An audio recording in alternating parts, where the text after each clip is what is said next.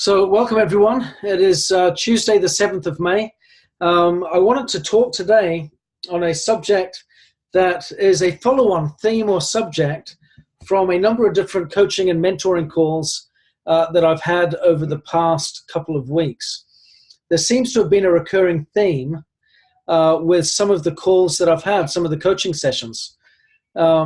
And so it seems to be relevant for me to discuss this today. So amongst some of the mentoring calls that I've had, I'm thrilled to say that there's been a number of team members that have been coming to me because they're anxious to set new goals, or maybe they've set new goals and they're excited to get them developed and established, and they're wanting a bit of direction on how to do that with any meaningful goal. One of the challenges, of course, is the fear that it creates at the thought of achieving it, or perhaps maybe not. If we're staying within our comfort zone, we might not experience that. But if we're really reaching, if we're really aiming for something serious, then it should take our breath away just a little bit. Now, there is a knock-on effect that comes with that, which is the subsequent self that might maybe beat us up a little bit or cause us to question. I had a wonderful, wonderful, heartwarming experience earlier this week. And I have to say, it was one of those moments where my children taught me. So as we mentioned, as you can see from behind me, we're packing up because we're moving to the States in literally just a few weeks. And even though it's exciting, the thought of moving to California, for the children, for some of the older children, whilst they've got excitement to be in California, there's also heartbreak at leaving behind old friends, family members, familiarity, the comforts of home, and so on. So it doesn't necessarily mean that it's a straightforward, easy move. And my daughter, Abby, who I think is just wise beyond her years, was struggling particularly, perhaps more so than some of the other kids, at the thought of leaving her friends behind, and her life behind, for that matter. She's 14 years old. And so we talked about it. We tried to give some counsel. She was struggling with receiving some of the counsel, perhaps, because maybe there's a degree of wanting to struggle, if that makes sense. Some of us want that, don't we? But then she did something which just kind of blew my mind. She wrote a letter to herself. And in that letter, the wiser self gave the struggling self some counsel. It was a little bit like the older version of her, or maybe her adult voice, giving her child voice some counsel. And in it, she just resolved all of her own concerns. I've heard it said that a program imposed is a program opposed. And sometimes if we're giving counsel to others, it can be imposed counsel. But if we give it to ourselves, it certainly isn't, is it? So she ended up resolving all of her concerns by writing a letter to herself, which I thought was really smart. It kind of encouraged me to consider doing that for myself with some of the roadblocks that I have in my own mind. Maybe I need to take a leaf out of my daughter's book and write a letter to myself and give me some course correction. Maybe some of you might want to do the same thing, but it really struck me just what a wonderful thing it was that she did there. So I share this because one of the challenges that I've observed as I've coached and mentored a lot over the recent past, particularly, is when we have these big goals, maybe the child voice. We've each got these two voices in our head, haven't we? The adult voice, which is the cognitive voice, the voice of reason, the voice of logic, and the child voice, which is the emotional voice. They compete with each other, but sometimes the child voice can get in the way and say, you can't do it. You're not good enough. You don't have the skills. You don't have the resources. You're stretching beyond your own abilities. Curb it back a little bit. Don't be so grandiose. And we can get all of that negative feedback that we give ourselves that can inhibit us from moving forward. So I want to take some time today to address that and share with you some things that I've done. I've been asked recently at a recent meeting that I was at to share some things that I've done to achieve some of the goals that I have, in order to maybe help others. So hopefully this will help. I've got some notes here that I've written down. Things that we need to do, things that we don't need to do, things that we need to have, things that we don't need to have.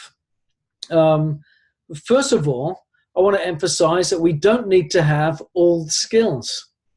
One of the first things that comes to mind is the role of any parent when they're brand new, when their child is born. My youngest just recently turned 3, and I look at the skills that we have as parents now compared to 18 years ago when we welcomed our firstborn into the world.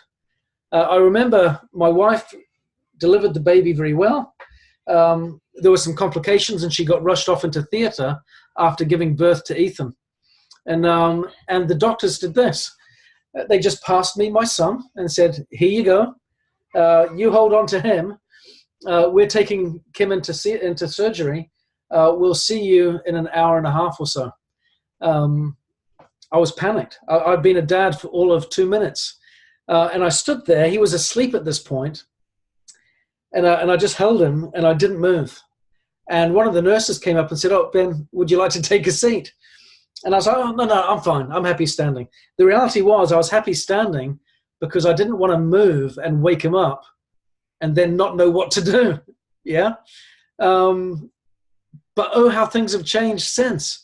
I went from being too scared to move for fear of waking him and then suddenly having the reality of fatherhood hit me like that, to suddenly going now, 18 years on, of course, it's a different skill set. And of course, by no means complete, because we've only just gotten to the stage where our oldest is getting to the end of his teen years. But my point is this: we don't start our journey with all the skills. We don't start it in life. We don't start it in marriage. We don't start it in parenthood.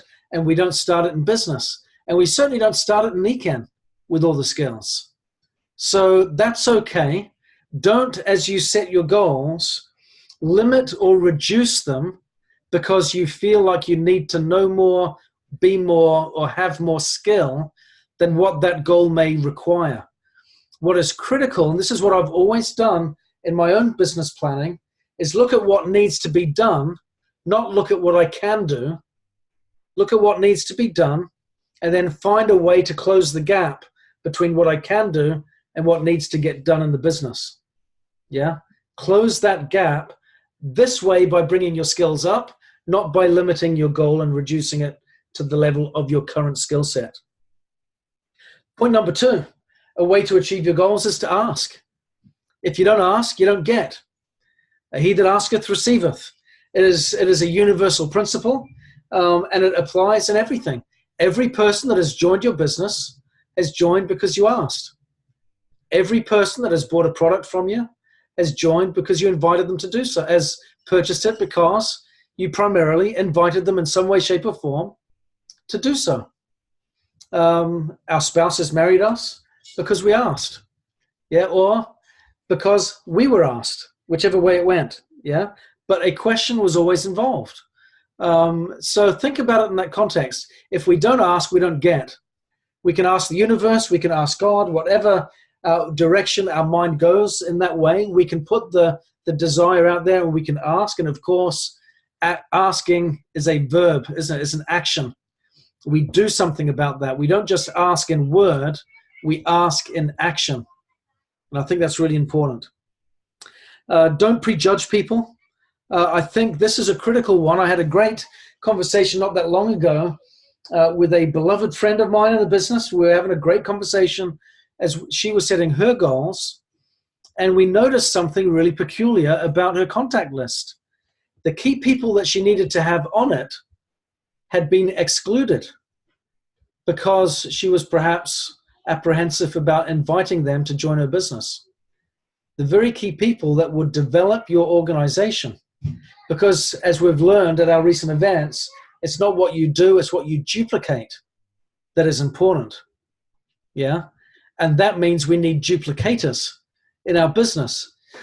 So when we're looking for business builders, we're looking for people that know how to build teams, know how to organize meetings, know how to coordinate and work with people, and how to rally teams of hundreds or thousands and get those people enthusiastic and on board. But some of us may fail to invite them or even put them on our list because we think they're outside of our circle of influence or outside of our comfort zone. and we feel we're a little bit too uncomfortable in asking those particular people. I call it my chicken list. Who is it that I'm too chicken to ask? Get them on your list, and make sure that we ask someone, invite someone on our chicken list at least once a week, so we can get comfortable and familiar with those feelings and get those people from our chicken list into our presentation list, where we're showing the plan, building the relationship, and so on. You don't need to have total self-confidence to achieve your goals as well. Sometimes, again, I've seen people hesitate in the way that they set their goals because they do feel that they're not good enough. I mentioned this a bit last week. Maybe I'm not worthy to have such a wonderful life. You know, I can't help, I can see Botanis's name up here on the screen, and he gave a wonderful presentation in San Diego last month about how Niken had changed his life and had given him a wonderful life, how he'd been able to travel the world with his family and with his friends, how he's had a lifestyle that has just been unparalleled thanks to Niken. And some of us can look at that type of experience and think, I would love that, but I'm not worthy of it, or I'm not deserving of it, or that's not in my stars. That doesn't seem to be my destiny. Yeah. I would say we need to really work to eliminate that. I remember, and I say this from personal experience. I remember I've had a wonderful career prior to joining the field. And I remember at one point, Kim saying, when are you going to feel good enough, Ben? Look at all these different things that you're achieving, that you're doing in your life. When are you going to feel like it's enough? When are you going to feel like you're good enough? I didn't know the answer to that question, because sometimes that's been something that I've struggled with myself, self-doubt and fear and what have you. And I think it's important for us to recognize, one, I share that because people that are in top leadership positions or that have run companies and had high corporate positions or what have you, doesn't mean that they don't have vulnerabilities, insecurities, weaknesses, or frailties. They don't all get there because their inner rock star is always shining. I don't believe that's the case. I think it's often in spite of that, when it isn't shining, that they continue to press forward and do it. So if you feel like there is doubt that gets in the way, fear, maybe some self-criticism, please understand that we don't need to have all of the confidence in the world to get going. I have found that confidence grows with experience, with good experience, with positive experience. But sometimes we can compromise that positive experience by discounting the positive and focusing on the negatives. If that's a habit of yours, I'd encourage you to have a little bit of a gut check and look for deliberately examples and evidence in your life that prove that you can do it. If there are things that get in the way where you have had successes, maybe, for example, you're saying, I need, in order to achieve my goal, I need to recruit another 20 people. I'm not sure if I can do that. I'm not great at recruiting. Okay, so maybe that is, I've heard that thought process come a lot. Have you recruited someone before? Yes. So you've got evidence in your life that if you've done it once, you can do it again. And most of us have done more than once, more than twice, more than 3 times, more than 4 times. So if you've done it multiple times, you can do it multiple times again.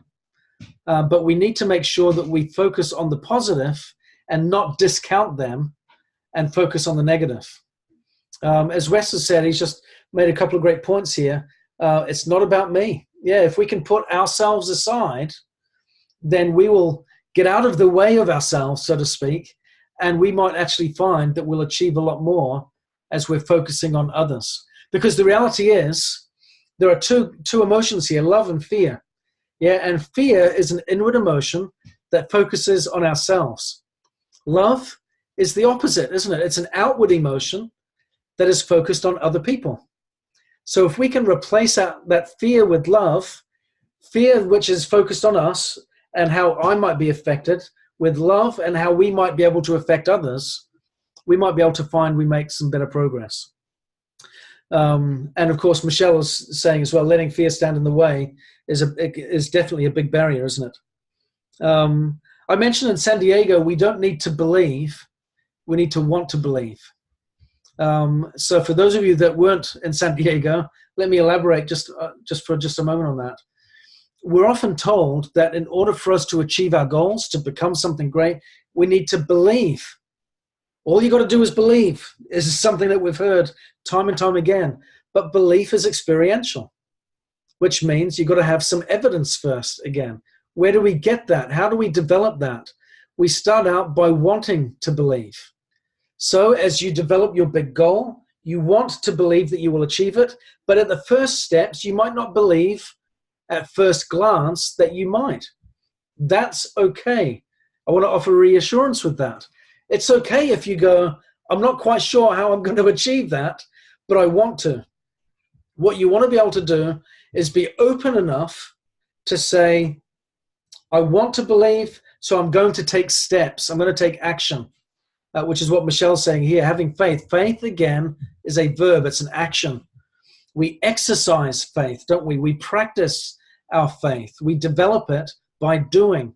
So by having an open mind, by wanting to believe, we take certain steps, baby steps at first, picking up the phone, adding people to our chicken list, talking to the right people, inviting them to meet with our teammates and so on, doing the ABCs, so that we can take those steps forward, and then eventually looking for the evidence, looking for the positive, we see reality kick in where we start to get success. And we take that and we let our belief grow and we nurture it that way.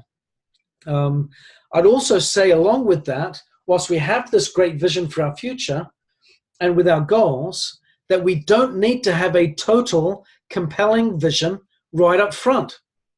Sometimes people will stop and wait and say, I can't build my plan yet. I can't really invest in my business fully now because I need to figure it all out up front and see it in my mind's eye. Yeah. And the reality is we don't see it all up front at first. They always say that retrospect is 20/20 vision. Yeah. I can always look back and see very clearly how I got here. But if I was to put myself 10 years ago into my shoes of 10 years ago and say, this is where you are in 10 years' time, work out a plan to get there, it probably would have been very different to the plan that emerged, to the reality that happened, because we can't see the end from the beginning. We're not in total control of everything. We're only in control of our own choices and our own responses to things that happen to us. So we are free to choose how to act, and we are free to choose how to respond when we are acted upon. I'll say that again. We're free to choose how to act, and we're free to choose how to respond when we are acted upon, because we are in fact acting and being acted upon each day, aren't we? Because we're not in control of everything. But my point there is that, again, a message of reassurance that we don't have to have total vision up front. We can have a little small speck of light every now and then. Yeah, I remember someone using an example once. So it's like having a torch when you're going out at night, and it will shine the way a little bit, but every now and then there might be a clap of lightning. Yeah, and the lightning will light up the night sky, and for a moment, when that inspiration hits, you see the landscape and all of its beauty. But then that inspiration's gone again, and you're back to the torch. Yeah, and it can be a little bit like that until we creep into the daytime and the sun starts to rise. And even then, when the sun rises from the evening, it happens gradually, slowly. The sun starts to come into our lives and into the day, until at some particular point, which we can't really define because it's so gradual, we have full light. It's a process, yeah, of us coming into that light and seeing everything clearly from the dark, and having a torch or that occasional clap of lightning that lights up the night sky that gives us the vision of where we can go.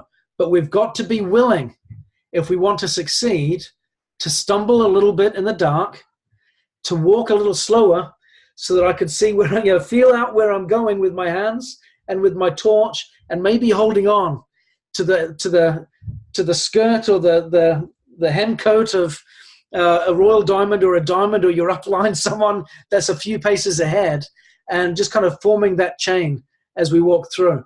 Botanis has just said, so true. I could not see royal diamond at the start, but I could see gold. Once there, I could see the next level and so on. I like that. So as you're setting your goals, you've got the vision of what you might want to achieve, but look and focus on what is the next step. What can I achieve in my next step? Focus there and work confidently towards that.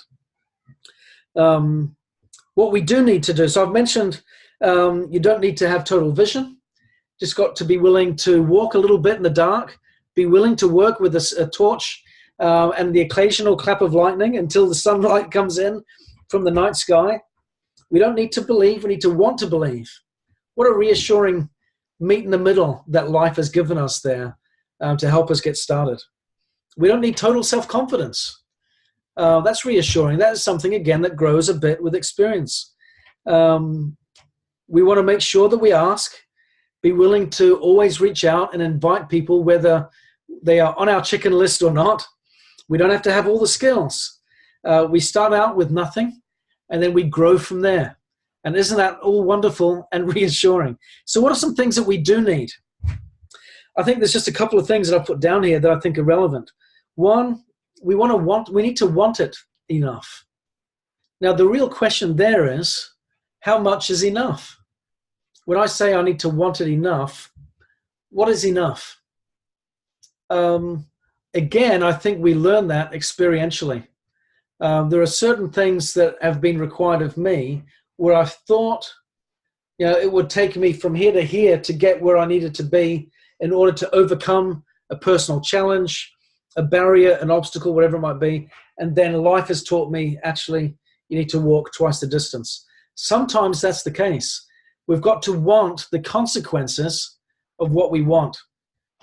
I was visiting, my brother once had come over from New Zealand, and he was visiting his in-laws at the time. They had all gotten together to visit him in Manchester here in England. And he was extolling the virtues of New Zealand and the lifestyle down under. And one of his in-laws turned around and said, "Oh, that just sounds fantastic, Simon. You know what? When I win the lottery, I'm going to come and see you out in New Zealand." And I thought, what? When you win, what kind of plan is that? When you win the lottery? Now, that's making no commitment at all. We can't build our future and our plans on a wish or a hope. We've got to want the consequences of what we want, which means if you want to have the Royal Diamond lifestyle or experience, you've got to put in the effort that comes with getting that, which is the appropriate work and sacrifice and toil and labor. And you can put that in now, whilst maybe you're lacking the vision, the hope, the confidence, the belief in yourself and so on. You can start small with all that stuff, but have a very firm commitment that no matter what, I'm going to work hard. And I believe combining those two things, if you're willing to work hard and pay the price, then all of those other things will grow and they will develop, and you will develop along with your business. So I think we need to want it enough, but I think we also need to look at how badly do I want it now? Is what I'm doing a clear reflection of how much I want it? The answer, of course, is yes. So is what I'm doing a clear reflection of wanting it enough? Or do I need to do something different? The second thing that I would say that we need to do in order to succeed in achieving our goals, and this is, I think, important for a couple of reasons. The second one, apart from wanting it enough and being willing to work hard enough to get it, is to be grateful. Now, what does that mean? It means that we don't squander our opportunities. If I'm truly grateful, we know that there is this universal principle of gratitude that makes us happier and healthier and gives us a more joyful and a more abundant life. It makes us more pleasant to be around. It makes us a nicer person, and so on and so forth. And I understand all of that. And I think that's important for our own humans being more mission, that we should have an attitude of gratitude. We should be invested in fostering and developing our appreciation for all things, good and bad, that happen to us, so that we can come out conqueror and win the battles that we face. But being grateful means that if I'm grateful for what I've got, if I'm grateful for Nikan, if I'm grateful for their products, grateful for the opportunity, it means I don't squander the opportunities that I have each day to invest in my business. If I'm grateful, I'll talk to people. I'll share it with people. If I'm grateful, I won't take it for granted. If I'm grateful, I won't give up. If I'm grateful, I won't quit. If I'm grateful, I'll keep trying. If I'm grateful, I'll make the most of every opportunity that comes my way with it. So I think it's really important that we practice gratitude with our business, because I believe if we doubled our gratitude, we would probably double our work or activity that we put into our business. I think gratitude leads to patience with our outcomes. If we're grateful for what we've got, even though we're working hard, we might have small results at first, but gratitude will help us to be patient, to hold in there, to hang on, to bear with the process until we have the fruits of our labors coming in. Because it is a process, isn't it? The third point, I already said it, along with wanting it enough and being grateful, is being willing to work hard enough. I had a great example of someone that I worked with a number of years ago, who, this was prior to my time in Nikan, but was a wonderful educating experience nonetheless, and I'll perhaps finish on this point. I had a leader, she was in Dublin, in Ireland, who was one of our top performers, doing really well in the business, but was struggling. She had hit a plateau. And she said, "Oh, I'm really struggling." And on average, the nature of her business would mean that they would have a monthly team meeting in Dublin, and it would garner about 30 people at the meeting each month. And it would typically be the same old people that would join the meeting. And but it would be about 30 people a month. And she said, I know what I think would help if my sponsor, my upline, who was in America at the time, came over to Ireland and helped me. That would really make a difference. I spoke to the sponsor and said, "What are your thoughts?" And he said, "Oh, I'll come over and I'll do some speaking events and what have you." And I said, "Well, we've done that in the past. It hasn't really worked, because it's not always about what we talk about. It's about what we do here that really makes a difference." So he said, "Well, this is what I'll do. I will go in and really work the business with her." And I have to highlight here that Susan Carver and Brad Arns, Dr. Brad, are two very, very good examples of doing this in their business. Every time they go to Colombia or to Peru, Latin America, they always do this at their events. So this is what he did. He phoned her and he said, "I'm going to come over for a week. We're going to have a meeting in different parts of Dublin over the course of the week. We'll have a different meeting every night. During the week, during the daytime, I'll do one-on-ones with your team. And during the nighttime, in the evening, we'll host these meetings. You get the people to the meeting, I'll sign them up. I'll do the presentation, sign them up." That's what he said. And so off they went. The night of the first meeting, she phoned me in a panic. She goes, "Oh, Ben," she goes, "I'm so nervous." She says, "I feel like a teenager that's hosting a party, suddenly worrying that no one's going to show up, right? What if no one comes?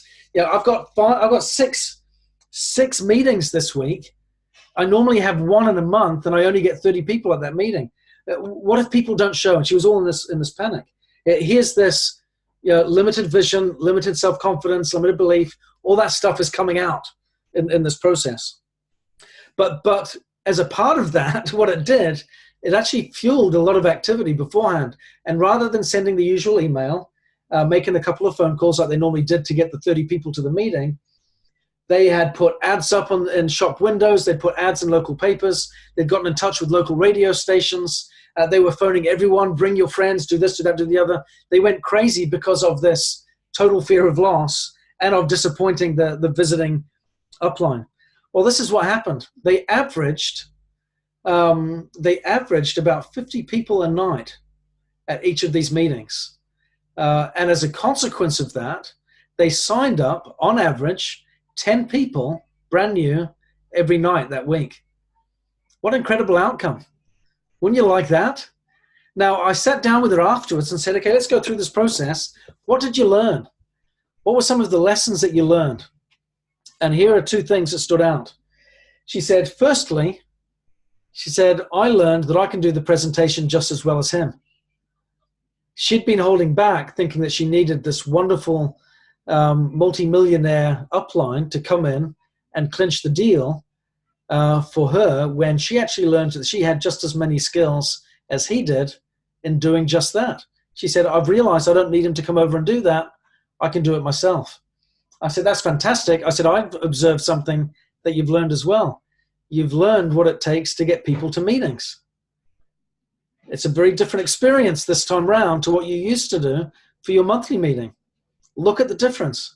Now, the consequence of that was she ended up becoming the highest ranking distributor in Europe, and also the highest paid month after month after month therein. And critically, her posture changed. After that week of experience, she had this great rank advancement, new people came in, new checks came in, the checks went up and so on. All of that experience increased her belief in the business, but most importantly in herself. And her posture changed. All of a sudden she was confident talking to people that were on her chicken list. All of a sudden she felt like, I am one of these people that I aspire to attract into my business. I am one of those types of people now. And as a result, her business changed from there on. I was really, really thrilled to see that shift. So I think it's important what we can come away from this. I hope these points have been helpful, that there are lots of things that we don't need, that we think we do, and we often hold back in getting started or investing with 100% commitment because maybe I lack belief in myself. Maybe I don't quite see how I'm really going to get there and complete the deal. I don't quite have the conviction in myself that I can get it done, or I don't quite know the end from the beginning. All of that stuff is okay. Don't worry about that. Just be willing to fail so that you can pick yourself up and keep going. Just be willing to keep trying. Be willing to want to believe. That is the starting point. To want it, and then to want it enough. And then to work hard enough so that your belief in yourself, your belief in the business, and your gratitude for what you've got can grow until eventually you become that full tree laden down with much fruit, and you get to experience all of the benefits, just like Botanus, we can see has experienced time and time again in his Nikken career. So, ladies and gentlemen, I hope this has been a help. If you've got big goals, keep them big, and let's go from there. Thank you very much. Have a great day. Bye.